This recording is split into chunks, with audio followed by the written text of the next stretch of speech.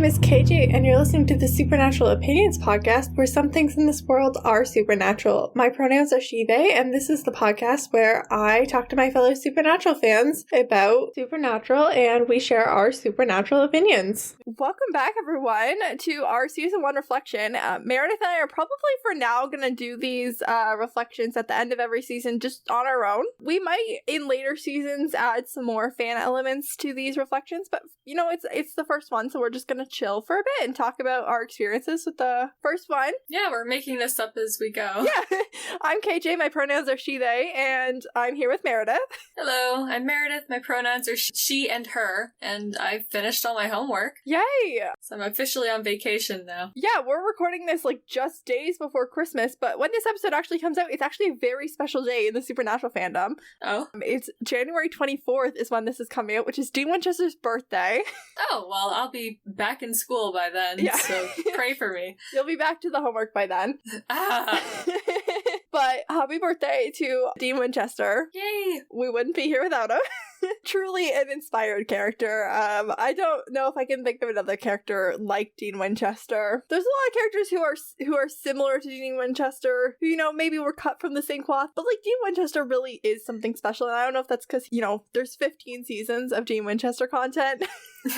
I think that's the value of tropes, honestly. Like, you can have characters that kind of are similar, as you said, cut from the same cloth, but they're developed differently. Yeah, there's just something about the Winchesters and Supernatural as a whole, having lasted. And it's really been interesting to go back, I think, for us and look at season 1 again, you know, 15, 16 years later. Oh yeah, see where it all started, see what we think of it now, because we were both teenagers when we first started watching this. Yeah, and we were like literal children when this, like, when these episodes like originally aired on TV. Like, we weren't even watching back then. Mm-hmm. So Meredith, I'm going to put you on the spot here because I didn't discuss any of our segments with you today at all. I told you to come with no notes, and I was wondering if, for the listeners, you could recap in, you know, as many or as few words as you want what happened in season 1.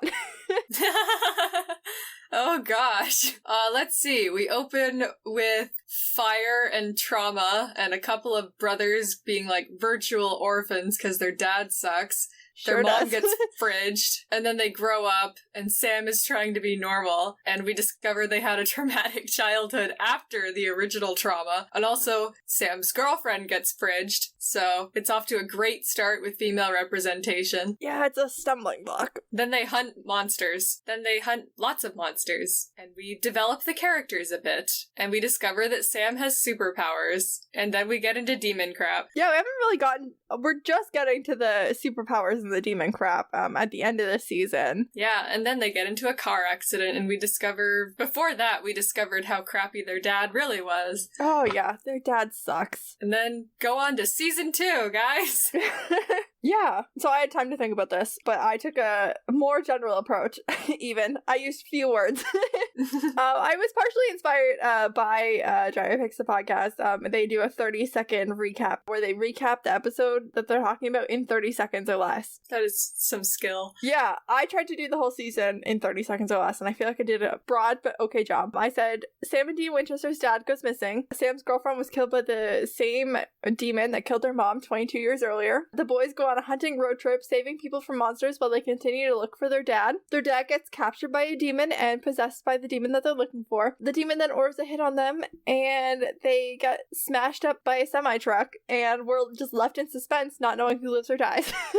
But also knowing that the brothers are probably gonna live. Probably gonna be fine, given that the show went on to run for 15 more years. Yeah, but also, if you really watch the show, you know that they're never fine. Yeah, fine is relative. Plot armor has many different forms on this show. Yeah, a lot of times it's like plot armor, like they're not dead, but like emotionally they are ruined. Just like us. What? So I wanted to leave a little room for DVD extras, but honestly I think I've talked about most of the DVD extras as they came up, aside from like the gag reel. It's a fine gag reel. I feel like the gag reels honestly get better as the show goes on, as the actors get really comfortable. I have no idea how they got any work done on this show. I agree. It's a time. I know that some of the stuff that happened behind the scenes can be a little controversial, but I think it's funny. I think it's great that they're having a good time. I also think acting is really hard, and sometimes, you break, or, something's ridiculous, or I feel like, if you're working, 20-hour days, you gotta have fun while you're doing it, or else everybody just burns out, so. Oh, yeah. We have a lot of weekly segments that we do, and I do keep a spreadsheet of them. So I wanted to talk about them, and I wanted to start with MVP, because I think the MVP results are not super surprising, but maybe more surprising than you would think. Meredith, who do you think the overall season MVP is, based on number of votes over the total season? I mean, we usually go with either Sam or Dean. Mm-hmm. That's a pretty solid guess. One of those two. Over season 1, with all of our guests, we had a total of 65 votes for the season on MVP. So this is out of 65. Sam Winchester was voted MVP 27.5 times. Good for him. 42.31%. Dean wasn't far behind, 20.5 out of 65, 31.53%. It's okay, Dean. You'll get your moment. I think that they'll stay pretty close, because the next most was 3. Oh dear. Sarah Blake. Well, she was pretty fun. Yeah, she was excellent. I was the only person on that episode who didn't give her MVP that week, so. Mary Winchester had 2, one from each of her episodes. Good job, Mary. Charlie from Bloody Mary and Michael from Something Wicked each had 1.5 each.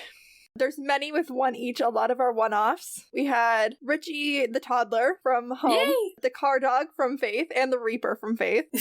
We had Unnamed Black Man from Route 666. Also Cassie Robinson. Cassie Robinson deserves the world. I should have given her a few more votes. Just sneak in a few, in Mean Girls. Officer Kathleen from The Benders. She also deserves the world. Random lady on the street who called Sam out for spying on Meg while she was getting undressed. Yeah, I remember her. One for Bobby Singer, which I think will go up significantly in season 2. I expect Bobby to rise quickly. Oh, he's gonna get so many votes for all his episodes. Yeah, and then with 0.5 each, we have Jerry Panowski from Phantom Traveler. He was fun. I liked him. And the Excited Librarian from Providence, which was the same episode as Sarah. He is my future. I am not mad about that. I'm gonna turn into that man. That's my fate. Same. I think that of all the supernatural characters we've come across before, Excited Librarian might be us. We're just gonna make nests and shelves and be like, would you like to hear about my latest hyperfixation? Mine is this. You can listen to us every Monday. See, she's a lot more healthy about this whole thing. On to the Bechdel Test. If you've been listening to us every week, you know that we have not been able to pass this show many times. Nope. Of the 22 episodes in season 1, we've had 5 passes and 17 fails. Oh gosh. We haven't had a pass in a long time. Last week we covered Devil's Trap, the season 1 finale, and that was our 10th fail in a row. I'm too professional to cry when we're recording. We have not had a pass since episode 12, Faith. Oh my gosh. Why? That's the last time we had a pass. Oh no. What is this show? We're hoping that improves over time, although, looking into season 2, we do have Joe and Ellen introduced, so that should hopefully help us. Oh, thank goodness. The introduction of some female characters that, recur more than one episode would be helpful. Need some help, considering, as I said, the first episode had 2 different women get fridged in the exact same way. Yes, exactly. Death counts, we pretty much covered this in our last week episode, but I do want to talk about it again in the reflection. We've had 147 on-screen deaths and 924 plus on and off-screen deaths, so... Well, that's a few. We have to do something special for the 1000. I don't know what. Get a spree killer. We're gonna do something fun, I think. And then soul transactions, we pretty much just had our Reaper episode where we determined that souls could be exchanged on a 1-to-1 average person basis. There we go. There's a new segment that we're going to debut in season 2. I'm really excited to announce this. I'm going to go back in season 1 between now and probably our season 2 reflection. I will go back and I will get a season 1 count for it of the total number of times that Sam Winchester's been knocked unconscious. Really? I am so happy. Everybody in this show gets knocked out. Dean Winchester gets knocked out more than his fair share of times as well. But Sam Winchester is perpetually being knocked out. It is very bad. Gosh. I think that that's something worth keeping track of. The fiction version of knocking someone out is just, like, so funny because they never get concussed. Like, he should have brain damage. Sam should definitely have brain damage. They both should, honestly, but Sam in particular, it's because they need to raise the stakes so often in the big fight scenes. I know. It needs to come down to one brother or the other, so they will incapacitate one, and oftentimes that one is Sam just getting knocked out.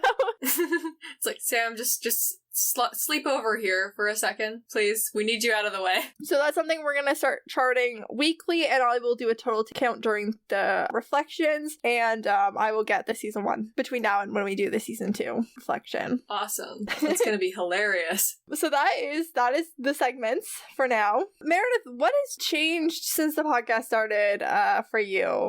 Like in my life or because of the podcast? In your life, because of the podcast, your thoughts on Supernatural, your thoughts on the fandom. What has this experience done for you? Well, I went back to school, but that wasn't because of Supernatural. No, it just coincided. Yeah. No, Supernatural inspired me to pursue my education again. No, anyway. I mean, you're living Sam Winchester's dream, so.